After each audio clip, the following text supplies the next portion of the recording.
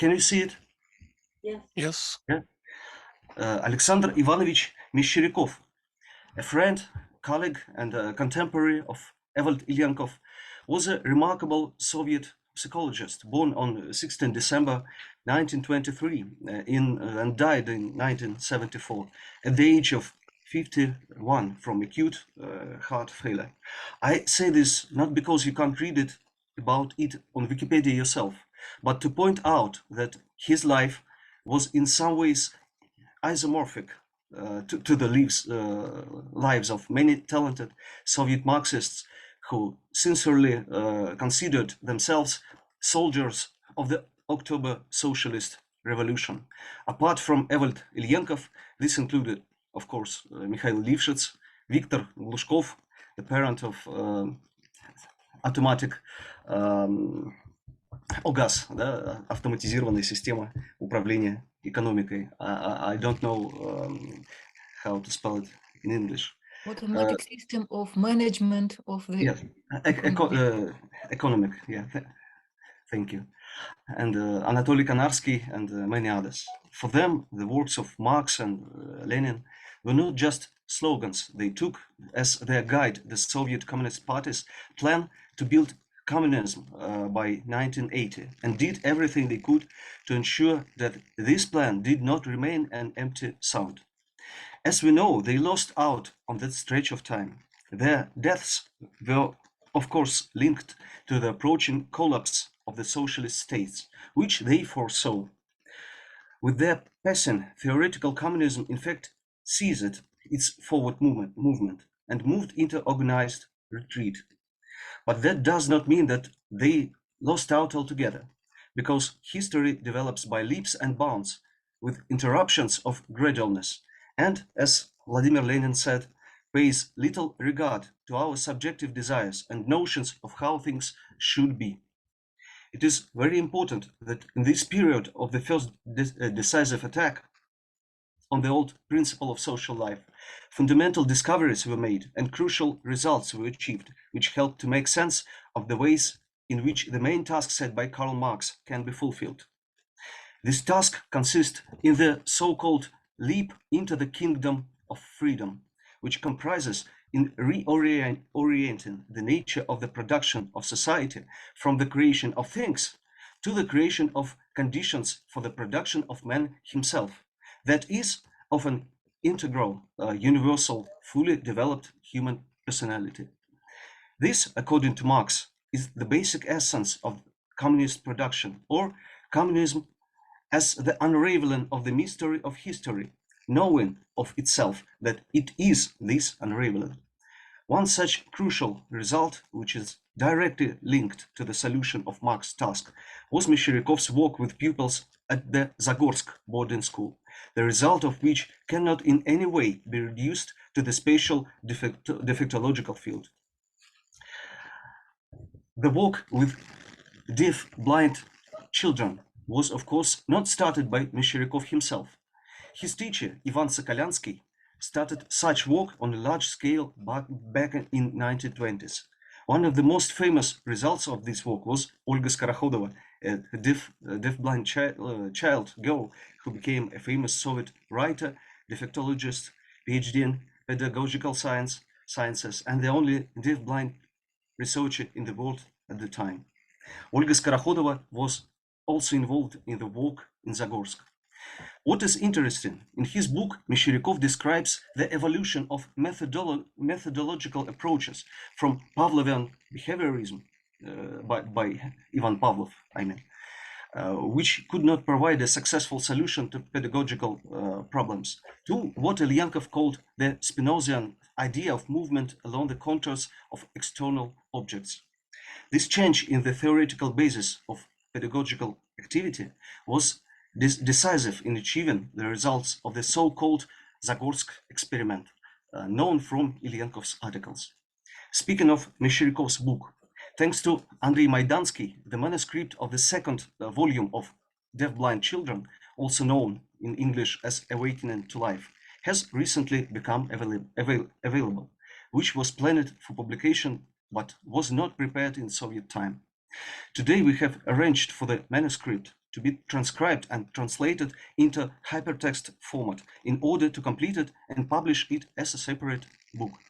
This new book by Meshcherikov contains reflections and analyses of the work in the context of the problems of language and thought, word and act, gesture and verbal language, and promises to shed light on many of the controversial issues surrounding Ilyenkov Meshcherikov's teaching results that are still, after 40 years, far from being resolved. It also should be noted that Alexander Meshcherikov developed the central notion of pedagogy as a systematic science, the notion of co-divided activity, совместно разделенная деятельность, the attitude to which is still rather unconcerned in the pedagogical and philosophical environment. The translation of this term is complicated as it encompasses the whole problematics outlined in Hegelian logic, the bifurcation of the one and the cognition of its contradictory parts. The translation options like joint activity, split activity, collaborative activity do not quite capture the specificity of notion that Ilyenkov and Meshcherikov meant. Probably the right word would be shared activity. There is no doubt that without reference to the philosophical heritage, this meaning cannot be fully apprehended or made clear to the teacher-practitioner's mind. However, the emphasis must be placed on the sharing, the humanization of activity that results in the individual's incorporation into the cultural, active-based context of proper human existence. This is the humanizing effect of activity with the objects of the external world that Meshcherikov wrote about. The joint, shared activity of people in which by necessity different actions of different individuals are combined is the basis and form of the transmission of the content of subjectivity or experience from person to person. There is essentially no other way of entering into the holistic experience of another individual than to engage with the activity which formed that experience. The notion of co-divided activity takes the representation of pedagogy beyond a narrowly conceived rationalism and the verbalism that follows. It becomes clear that the content of human reality, in other words, the experience of historical man, cannot simply be rationally assimilated, but that what is required is a direct feel of that experience by man himself. This is why this content is objectively and historically compressed to a size accessible in its spatial and temporal characteristics to forms of individual activity. Theoretical science and art are the closest forms of such a compression of this experience, which, however, do not exist in and of themselves, but only in the context of the practice and through the practice of humanity as its substance. Through the form of jointly shared, co-divided subject activity, the individual is included by feeling and thought in the universal content of historical culture, in the historical experience of humankind. In this connection, the last thing I would like to mention is the way of perceiving this most important achievement of Meshcherikov, that object activity precisely with the essential things of the external world, opens for the individual the possibility of ascending to the heights of world culture in a broad sense. Leader, excuse me, I don't know how to spell it right. Leader Kamenopoulos' article on Meshcherikov, and even more so, Monica Wozniak's article comparing the views of Ilyenkov and the Polish philosopher Marek Shemek, contrast the Ilyenkov-Meshcherikov notion of subject activity with the notion of human communication of individual with individual. In other words, transformative activity versus intersubjectivity. This opposition is as false as, say, the opposition between the ideas of Ilyenkov and Meshcherikov and so-called Stalinist dialectical materialism, which was certainly not the one-dimensional monster that they try to portray it as. Such ways of opposing are metaphysical, anti-dialectical in nature, and the abstractions derived from such a way are, of course, thoroughly ideological. The unfolding of this problematic requires a close and patient reading of Ilyenkov and Meshcherikov works, and I am happy to welcome the expansion of the geography and number of languages of such a reading. This very meeting seminar of ours will show better than any reasoning that a co-divided activity is impossible without communication between individuals. That is, it is represented through intersubjectivity, which is, however, determined by the logic of the object itself, created by man for man. In our case, by Ilyenkov's article, which he wrote for all of us. I suggest we now turn to reading and discussing the text itself. Thank you for your attention. Thank you very much, Maxim. Does anybody want to open the discussion or talk about the article? I don't think we can read it right now, but hopefully everybody's read it. Any points from the article or what Maxim has said?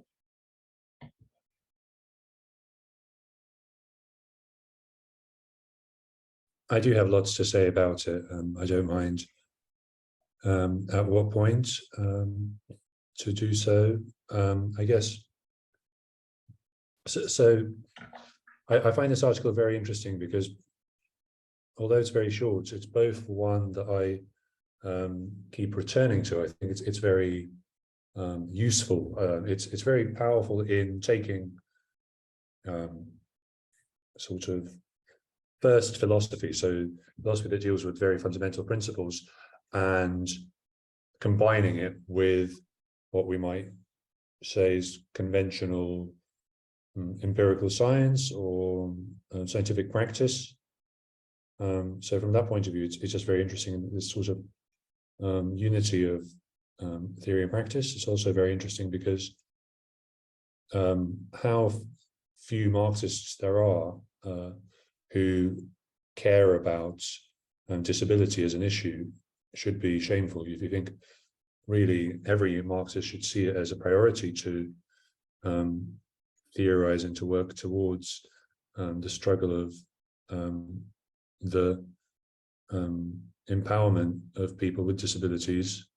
So I think from that point of view, it's a very powerful article, and there are a lot of specific things which I find very helpful. We can return to specific passages later, but I guess one point which maybe was not that clear that I would like to bring out was actually much clearer in one of the short articles in, well, at the moment just in Russian, that Andrei posted on Facebook prior to this meeting, and that's one of the things that. So as Maxim highlighted, a lot of this article is about how society, kind of social forms, shape individuality development, but there's also kind of opposite direction. Well, not quite opposite. There's another dynamic here which is not very clear in this particular article, which is that I think really this is an article about what can be called the refinement or the development of interests, needs, and desires. So it's an article about most simply a development of the self and of personality. So Ilyenkov would go on to write an article just about personality, and this is sort of thinking about it in terms of child development. How does the personality, how do personalities, how does selfhood develop? And a crucial part of that, which is also emphasized in the work of the Zagorsk school itself,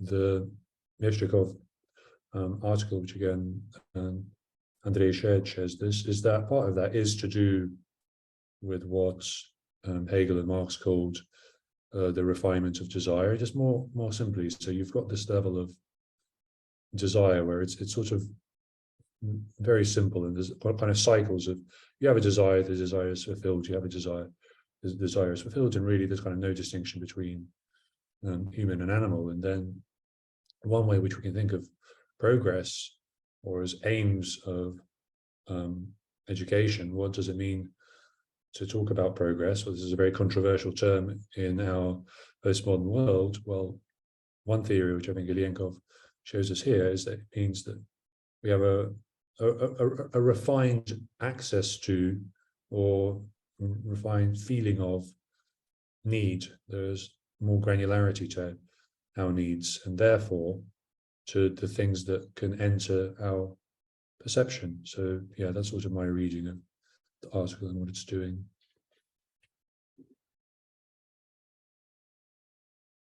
Thanks, Carol. Any other points or responses?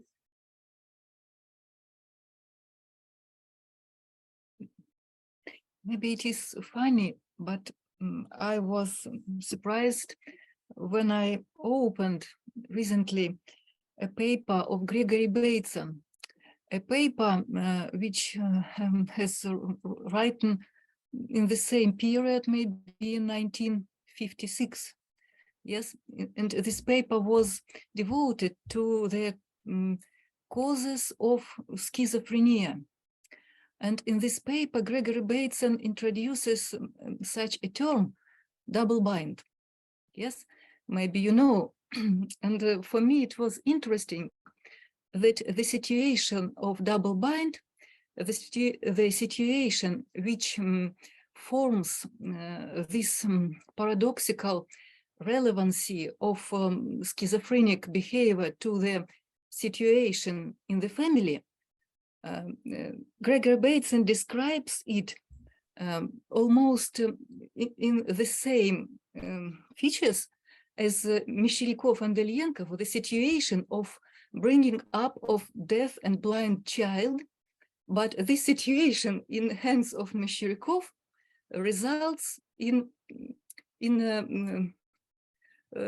как это сказать, рождение, arising of fully, or maybe relatively self-sufficient person, creative, free person, and not a schizophrenic one. And for me, it was interesting why such a difference. What from such a difference in the comprehension, in the understanding of the pedagogical process arise.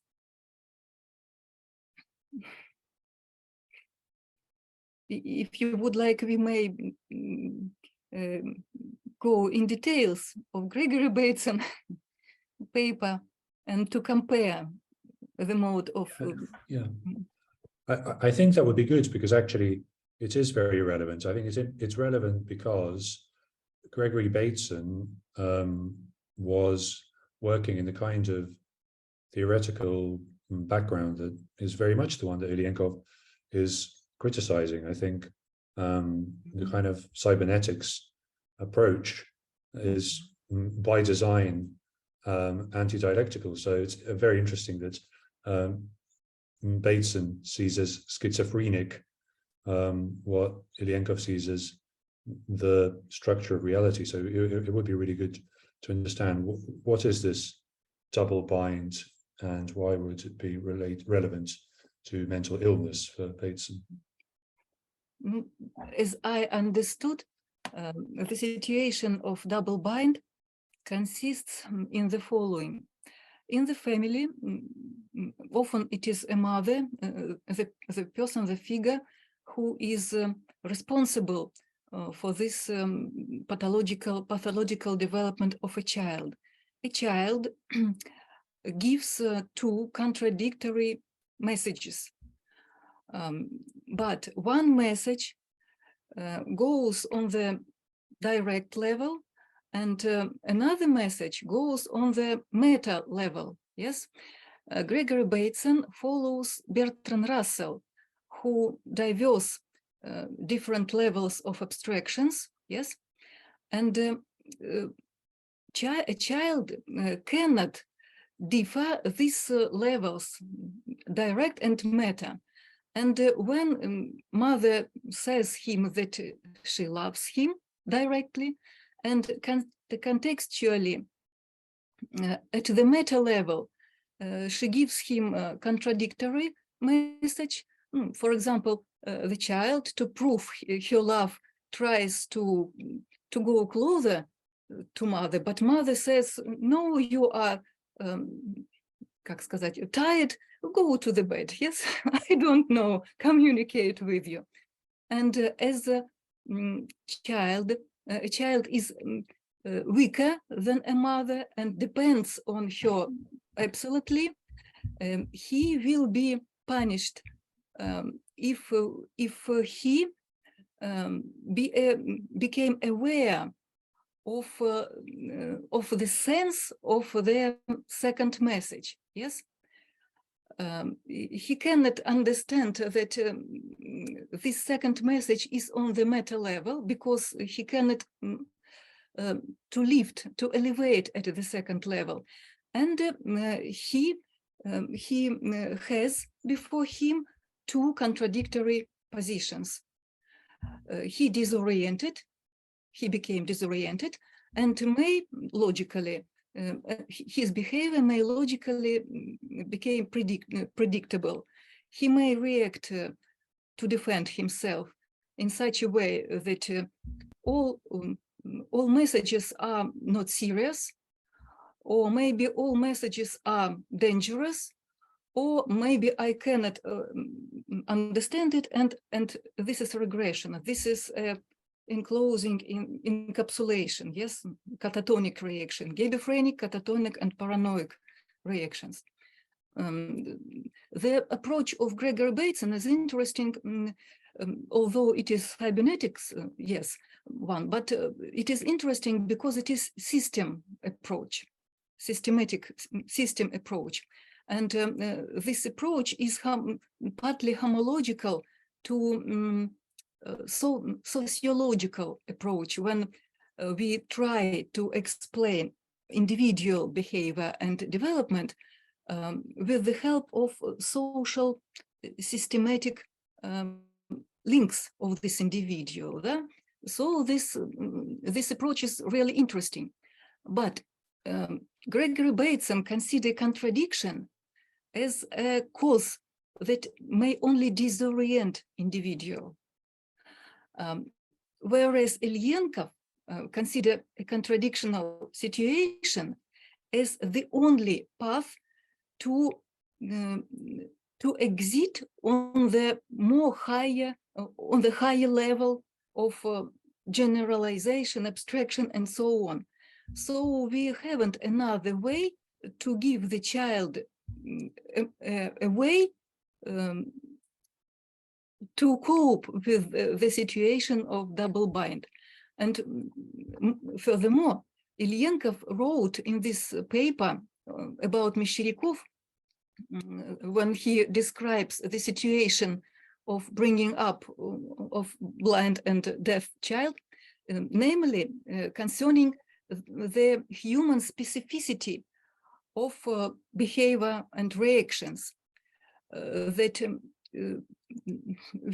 we should not only form biological psychic, zoopsychic, but we must make a new disruption. We must put an individual in such a situation in where the individual will be on the verge of death and life, die or make this leap, make this make this new step in the new level. Yes, and this die shows us that we deal with the situation which is absolutely homological to double bind. Mm-hmm. Thanks, Olga. Really interesting contrast. Great to emphasize where the difference might be. Yeah, I certainly don't want to say that. Yeah, but Bateson is a very interesting thinker. It's really helpful to draw this contrast. So just to go back to the text directly, Ilyenkov describes how the child is reaching for the food. It's much easier to just take the food, like with his hand, or just to be fed the food, but in comes the spoon and interrupts the desire. So the spoon is disrupting the child from being able to satisfy the desire. And yeah, what is this strange disruption? So I think it just very briefly, I think it's a perfect example of what our conference keynote, Ezekiel de Paulo, calls positive alienation. Because what happens is, through the disequilibrium, you can reach a new higher state where you through the difference, so you end up making a difference, or you end up making a distinction in the world where you kind of see that alternatives are possible, or you kind of creates a possibility for action, or a possibility for alternative or granularity that wasn't there before. So although it's disequilibrium, it's disequilibrium of the old equilibrium, so that the fact that it's still object-oriented activity means that a new equilibrium can be formed, which is a wider system, which is something that I think Bateson would agree with. But yeah, it's really interesting that these two framings are different. Okay, so it would be great to hear from anyone on anything. That could be a very simple comment or question, or something about what we've been discussing already, or a specific textual question. Lars first.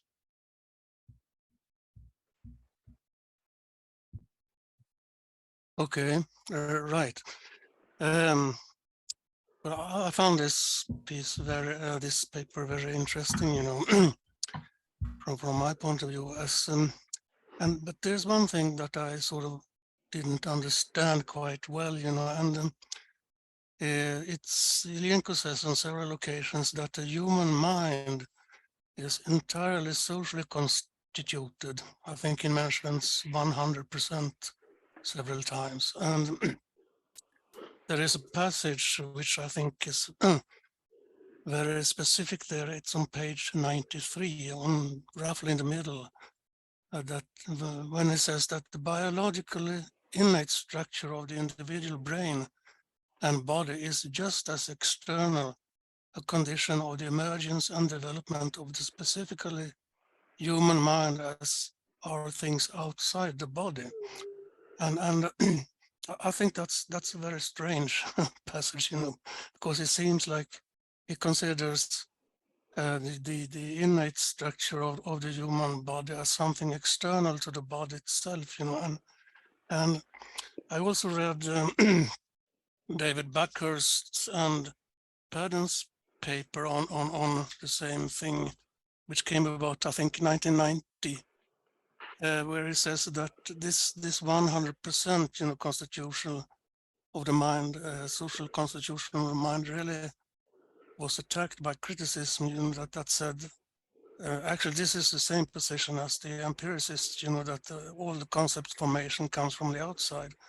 So I was wondering, you know, how Ilyenkov defended that position, and how they, if there was some kind of evolution of this kind of thinking, you know, in Ilyenkov's or other scholars' thinking. That's basically it. Thanks a lot, Lars. I think that's a very important point to raise about the article.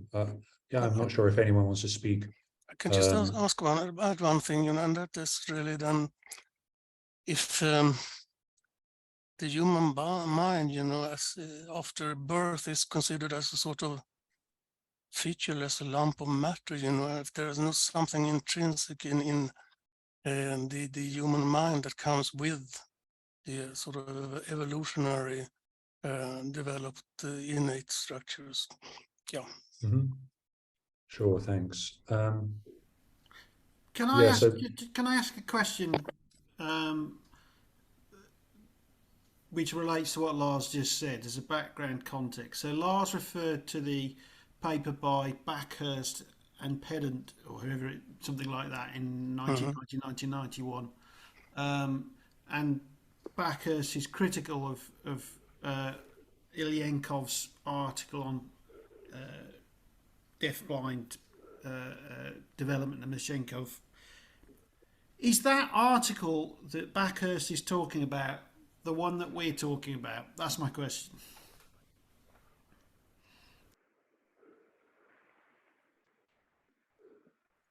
I'm not really sure, you know, but yeah, I think it is.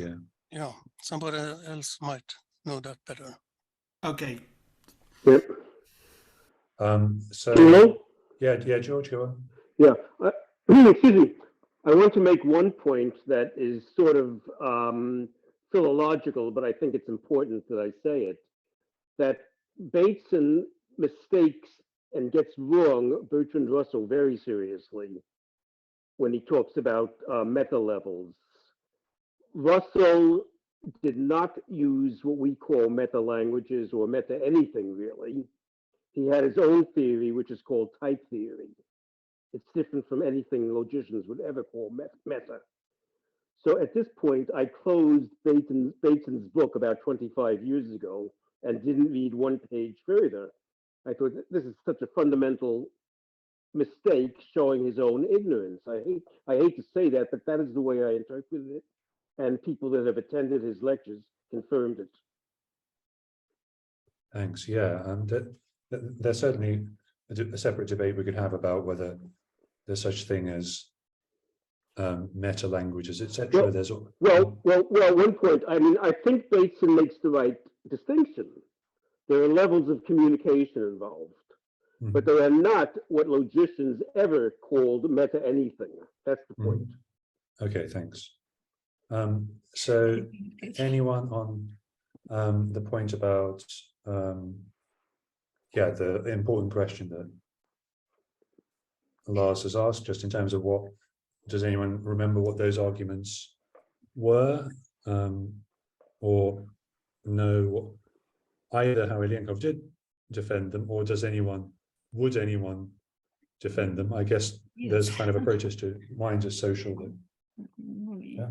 Yes, I should try to defend Ilyenkov and his defension of this conception. I think it is a quite Marxist position, general Marxist position, that human is an ensemble of human relations. Yes, the first point, and the second point, Spinozian. Last year we all discussed the second essay of Ilyenkov about mind as an attribute of substance. Yes, and we know in accordance for Ilyenkov that for Ilyenkov mind or human psychic is a system of behavior. To give an idea of the thing is to repeat by my moving the contour of this thing. Yes, not only external contour, but also essential contour. But unlike Spinoza, Ilyenkov see that Spinozian version is able to substantiate only animalistic mode of psychic, of mind, animalistic, if I can call it mind. It is not human thinking. Human thinking starts from the moment when we have this disruption of self-sufficient life.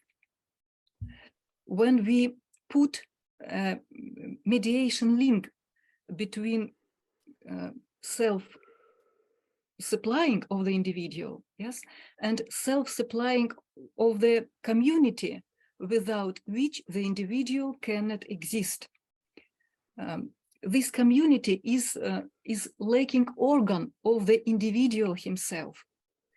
So in order to recover, in order to render itself, reproduce itself, individual must act in such a way, in those forms which this community will, навязать, Кирилл, will impose to the individual.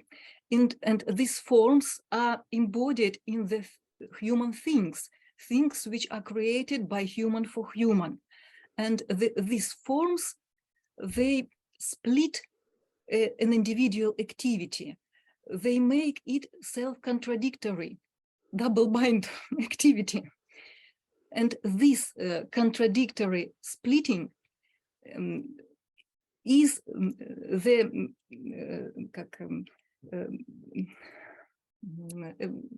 точный, precise characteristic of human specificity, of mind. Mind starts from this splitting.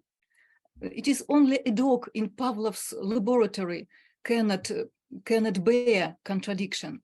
But the human mind starts from this point. So when the whole behavior of individual became in such a way organized, it becomes mind. Thank you, Olga. That's a very rich answer. I guess. If Lars' content, it was his question. Oh, yeah, sure. No. Could I say something?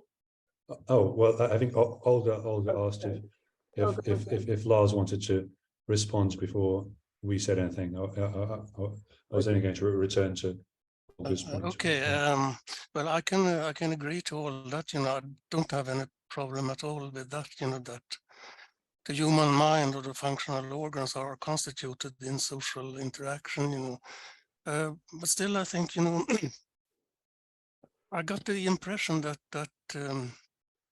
Ilyenkov sort of dismisses the innate structure of our biology altogether, you know, and that certainly cannot be the case, you know, because, for example, I mean, brains evolved to control the actions in the world, you know, and through the evolution, and so we don't have, we must have some kind of innate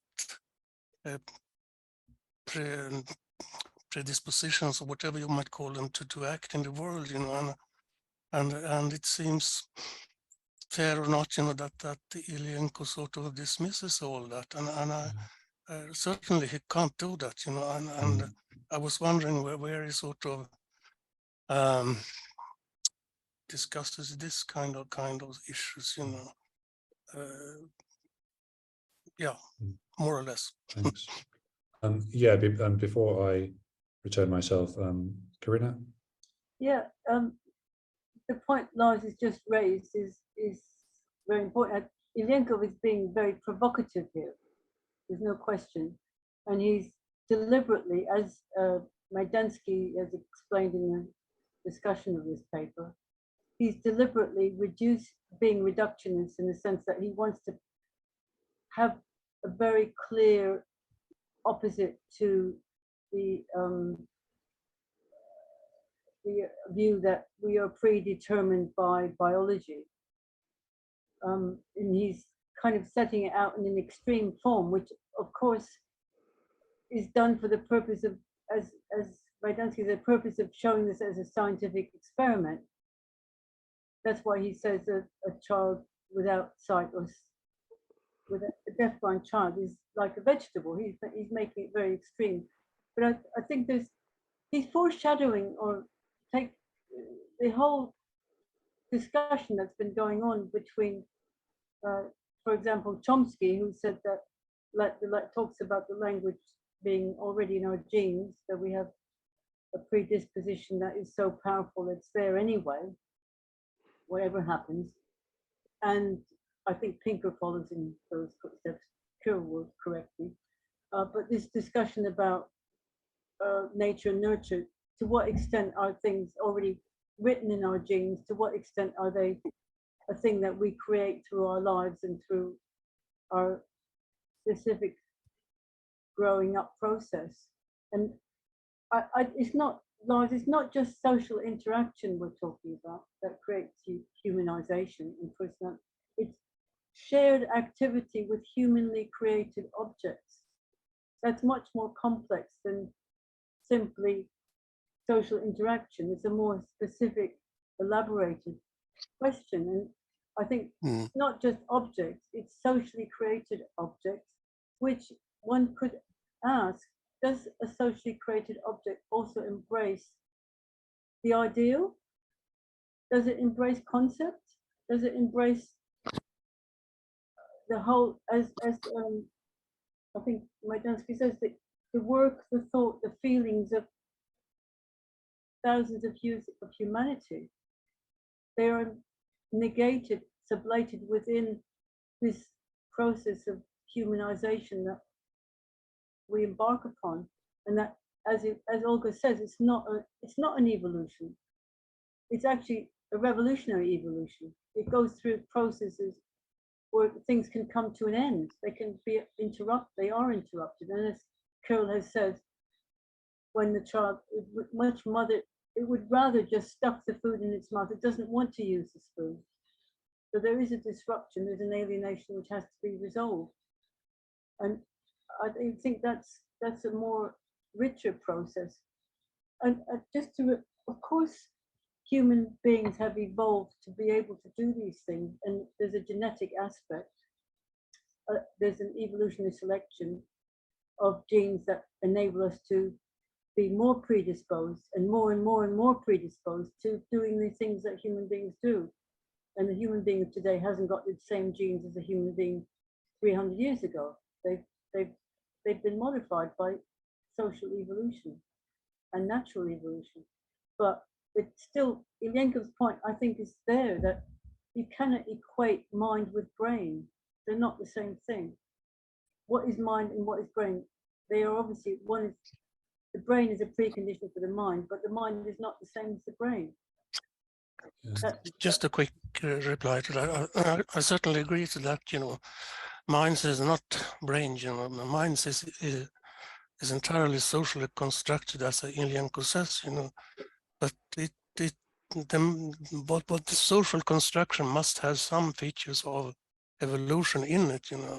And I mean, after all, we are evolved in this world to survive in the world, and we can't we can't constitute our social environment as something outside that, and so I guess the basic thing I was asking, is how did Ilyenkov actually treat the evolutionary features of the brain? That's it. Yeah, and so just in terms of my own response, on some level, I completely agree with you, Lars, in terms of this essay. Again, exactly as Corinna said, it's playing a particular polemical political role, which is a very important one. It does make, but yeah, Ilyenkov as a philosopher is doing very good philosophy. I would say now it's empirically false that the Pavlovian conditioned reflex does not apply to humans, for example. That's not the point. Another point is that what Ilyenkov is trying to get us to do is the thing that has been called mind by people like the behaviorists is trying to he's actually talking about something different. He's saying, well, that isn't the mind. So you're saying, but look, but the mind has all of these things, which of course are inputs for this, and this. But he's trying to change the focus completely. He's trying to say, well, stop looking at that stuff and have a look at this. This is what's kind of rich and interesting here instead. So I think it's also interesting to make a parallel to mind or Geist in Hegel's sense. There's an example which I like that Robert Brandom gives to explain this in his essay on genealogy, where he points out the finding that judges are more likely to convict if they haven't had breakfast that morning. But so in some ways, that's like people have been using it to say, look, biology affects our mind. So we think we're rational, but actually it's affected by biology. But the point he makes is, regardless of what the judge had for breakfast, the judgment was made for the reasons that it was made. And someone looking back will see the history, will see that the person has gone to jail, and they will reconstruct that. And the mind will be in the history of people reasoning about it. It won't be in like what kind of breakfast was had. It'll be in the either in the social relations or in someone can take an attitude towards a breakfast and say, look, this judge made this conviction, but he hadn't had breakfast. That's like more. That's kind of yet more human activity. So whatever it is that we're engaging with, even if it's Weetabix, is constantly re-engaging with existing social relations, reforming them, creating new social relations. So we still kind of don't get out of this constant cycle of disequilibrium. This is kind of what we're in. So yes, there exists this level, which is the judge eating Weetabix and the digestive processes in the judge's stomach, but the level of the mind, what Sellers calls the space of reasons, is in some ways autonomous.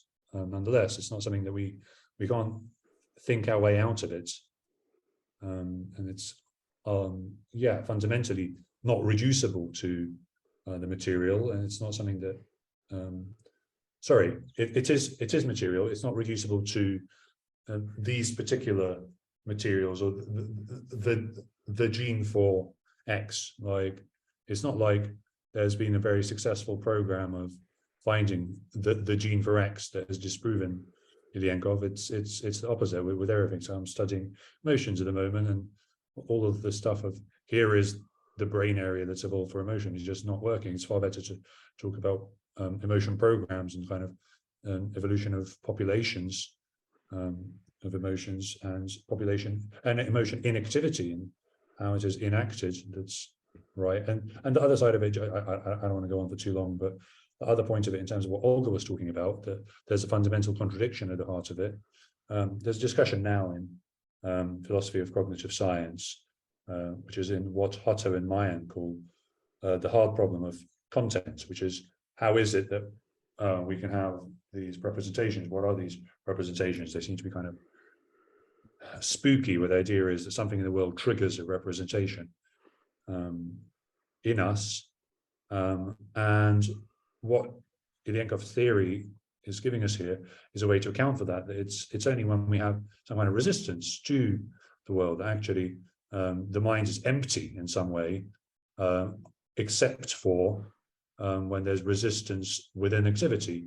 That we're only perceiving anything or framing anything insofar as we have activity that has some kind of directedness. Okay, Ivan, if you wanted to speak here. Yeah, me. Yeah, Ivan. Yeah, okay, thanks. Just a quick thing about the biological substrate idea. And it does sound paradoxical that mind could exist independently, almost, is what it sounds like, of the biology. But Ilyenkov in this paper, what he says in this paper, recalls to me other people who make the same argument. So I think I read Vygotsky had a position that the child had a social existence before it had a physical existence, which sounds just as paradoxical and impossible. But that was Vygotsky's argument. Obviously, Vygotsky was influential on Ilyenkov, but outside the Marxist tradition as well, I can think of Levinas, whose position was that the ethics was first philosophy. So the subject's encounter with the other person, or just the other, came before perception and the things we think of as basic in cognition. And in analytical philosophy, I think, there was a school or position called social externalism that had the position that mental contents were not dependent on the individual, were not dependent on biology or anything, properties of the individual, but primarily dependent on things in the outside world. Mental contents like water, for example. So I think there's a cluster of positions in philosophy of mind and psychology that have this position that the mind is independent of biology. And maybe it would be a good exercise to kind of articulate that in a convincing way, because it does sound, mad. But it's not just Ilyenkov. Thanks, Ivan. Interesting. Quick point of information. Vygotsky does part from Ilyenkov here. So Vygotsky says that at first there is a kind of biological level that person has, and then there's a social level before they're fully socialized, or they fully grow into a culture. There is a kind of first draft, and then sociality rewires the biological. So Vygotsky does want to say that there's an evolutionary story that we can tell that's separate to the historical story, but that those are separate dynamics. But nonetheless, I take your point that he does say that actually the social sphere that will go on to shape the individual pre-exists the individual. Yeah. Andrew? Trying to respond to, I mean, the discussion has covered lots of really important philosophical ground, and including these contemporary debates, important contemporary debates, cognitive science and so on, which I think is really good. And I was struck by the piece that I'm relatively convinced that this idea that the problem of deaf-blind development, child development, seems to have the advantage of really sharpening one's philosophical approach to mind. So I think that's quite really good. It's great this discussion has further confirmed that. To respond then to Lars and then the discussion afterwards, I would say that Olga's answer to Lars does answer the subsequent discussions, and the way I would interpret what Olga said, crudely put, would be that when we come to the development of specifically human mind, that's when we come to mind whose substance is activity in space, object-oriented activity in space. And because that's the substance of the human mind, it's 100% social, which is what Lars was asking about. I'm not sure if I'm struck then. I'd have to think about whether I would agree that the animal mind and the human mind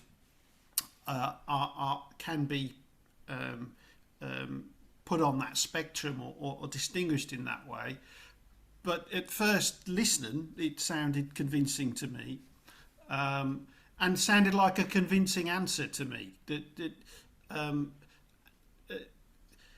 I will. The one thing I would add is that I mean, it's interesting that Ilyenkov, I think he specifically cites Eysenck, so he's specifically thinking about debates around heredity and art and intelligence.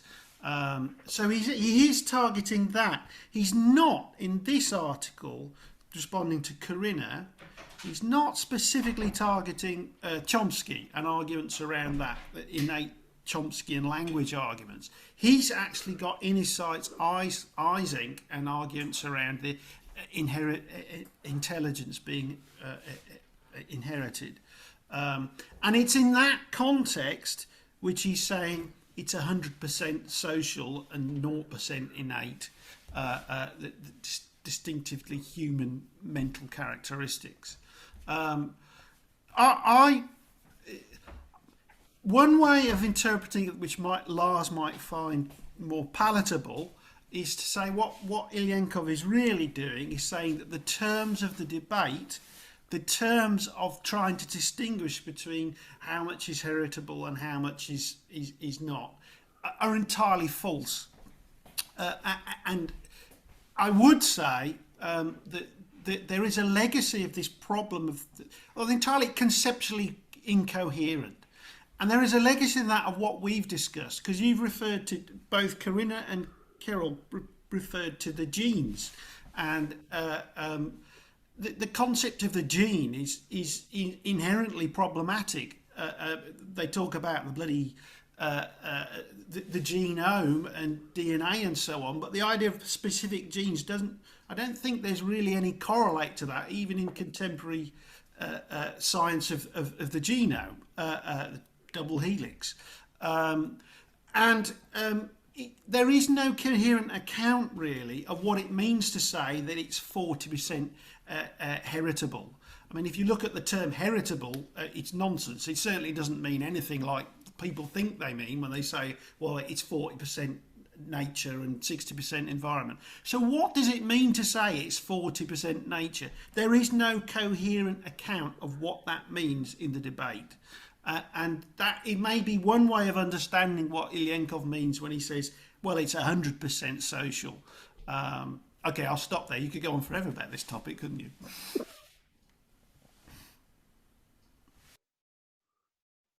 Thanks. That's a very interesting perspective as well. Thank you, Andrew. I should say that I didn't catch everything, and I shall review our recording. So maybe I should answer something because you mentioned me. It is answered to me. Thank you very much. But you said something about genies. Do you agree with Ilyenkov or not? I agree with Ilyenkov, and I found this article to be very good. Unlike Backhurst, for example, I thought it was extremely good. Just to give it, okay, so you've asked me a question. I've got to just hog the like just one more thing to say, which is that you actually, Olga, so you referred to chapter 2 of Dialectical Logic and Spinoza, and I was really struck by some of the formulations in this article, which is clearly written quite late on, where he really formulates this idea of actions along the contour of the object extremely well and clearly, and links it extremely well to something so practical as child development. So I do think that that chapter is important to respond to Lars. Where do you see those ideas? Then if you look at dialectical logic, obviously there's a number of other chapters. He sort of formulates the idea of mind and action along the contours of the object, or mode of activity along the contours of the object in Spinoza.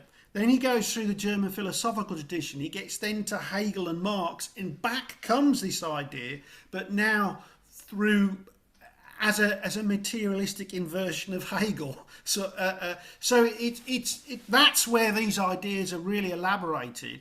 But this little chapter seems brilliant to me at making them, popularizing and making them clear. But actually then they haven't lost their subtlety. Although I thought that, but then the sort of questions that people have asked and Backhurst's response makes me think, well, maybe you do need the big book. Right, I really will shut up now. Thank you. But it seems to me that Lars wanted to hold a materialistic position. He asks about evolution. Maybe something, maybe it helps if I ask Lars, what do you mean? What is a unit of evolution? Is it separate organism, or maybe not even population, but ecosystem? Yes. System of relations, which includes this organism. Well, it's really much more simpler than that. That as a species we have been evolved to survive in the world. I mean, we must. Our brains are so to say evolved to help us to survive in the world, to find food, to find shelter, escape enemies or whatever, and So there is an evolutionary aspect of living in the world, you know, and I can't see that you can sort of dismiss that, you know. I mean, it surely must be important in some way, you know, that evolution has sort of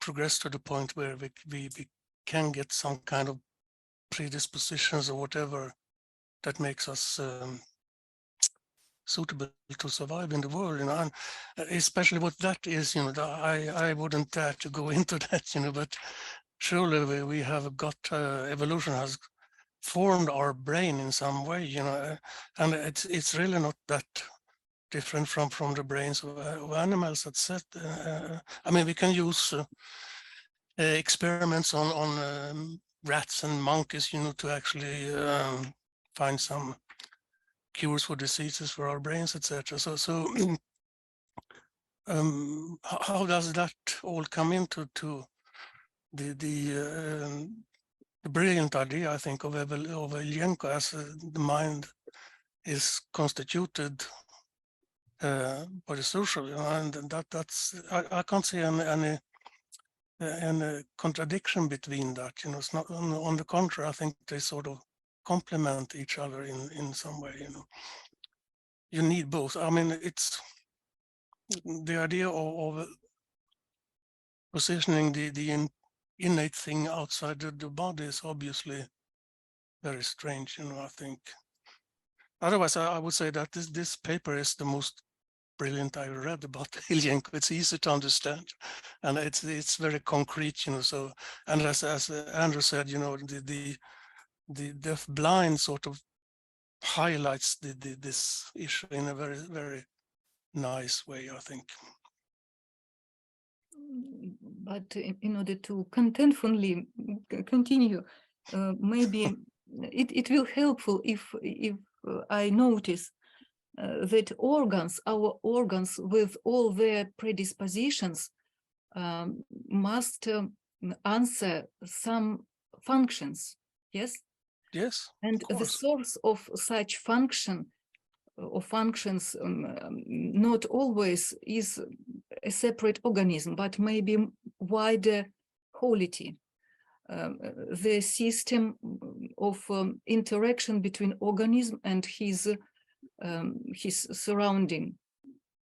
So the brain, as the other organs, adopt the organism to this wholity, yes? Yes. And if we speak about human, specific human life activity, this system of human relations requires dispositions of brain and other organs, yes, of such kind that they must provide absolute universality of action. And in order to provide this universality, our healthy brain must be just universally flexible. It is all. Yes.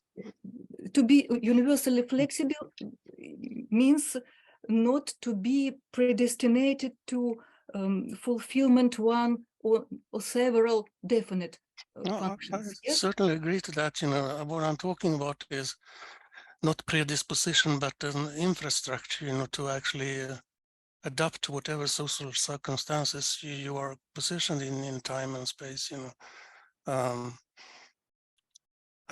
Yeah, well, I'll stop there. Could I just want to quickly sort of throw something in. When Maxim in the end of his paper, I know he's not here, but he was talking about, he disagreed with Kamanopoulou and somebody else, I've forgotten. The Polish Wozniak, Monica Wozniak, he said he didn't agree with him. I think, if I've understood it correctly, was his disagreement that Wozniak and Kamanopoulou they talk only about social intersubjectivity as a determination of personality and humanization, whereas I'm not sure if that's true, but what I'm trying to say is I think what's brilliant about Ilyenkov, what he brings in is that it's not only intersubjectivity in terms of just social relations, but it's intersubjectivity in the object-orientated direction, object-orientated socially shared activity, which is a different thing. And by doing that, he brings in the outside world. It's not purely subjective because the object can be a mental object, an ideal object, and it can be an object like a spoon, a physical object.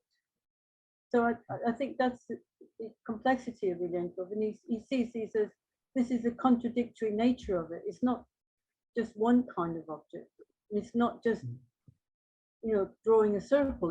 It's this social shared activity that's so important, and that's Masherchikov's innovation, I believe. So I realize that this is a point where I disagree with Majdansky, and I think I also disagree with you. I don't think we need to have constructed the object. I think we, in any object we interact with, we in some ways construct it just by approaching it as an object. So I don't think we should make any kind of line between man-made objects and a leaf on a tree or whatever. That seems to me like a strange dividing line to draw. It's just about, is it an object that enters our activity or is it not? And activity can be kind of very broad. I asked Andrei about it, and he said, well, the ideal objects are things like songs and bank receipts and theatre productions, but things like frogs are not ideal. I think that's wrong, because I think it's about our relation to objects. I think another way today to frame it is to say that environments have certain affordances for us. Leontiev's colleagues, Zinchenko and Zaprojes, were doing a lot of work earlier than Gibson was on affordances, and I think that fits there. I don't see what's so special about us having created objects. Isn't that a central point of the paper, that the objects are artificial, but the objects are created by labour? Reading the paragraph now, specifically human form of mind emerges only and exclusively on the basis of artificial objects created by labour. But it's not a leaf or an object that happens to be like a knife. It's not just an object that happens to be sharp. It's an object that we have created to be sharp. We don't have access to leaves apart from our activity with leaves. So every object is like that. Every object is an object of our labour. This is an ongoing discussion, and we need to continue it. Maybe Olga's asked for links to papers. Yeah, sure. Oh, yeah. So I should say on the recording as well that I want to recommend a paper by a researcher at Moscow State University called "Overcoming the Semantic Barrier and Developing the Ability to Use Communicative Tools," which is using these methods with people with autism to help them to communicate. So it's people who would generally have non-communicative autism or minimum communication. It's using these sorts of methods of disequilibrium that we've been talking about to help them to learn. And yeah, I can put my article in the chat. Can send the chat links afterwards when we send you the recording link. Should we call it a day here, Gil? Yep.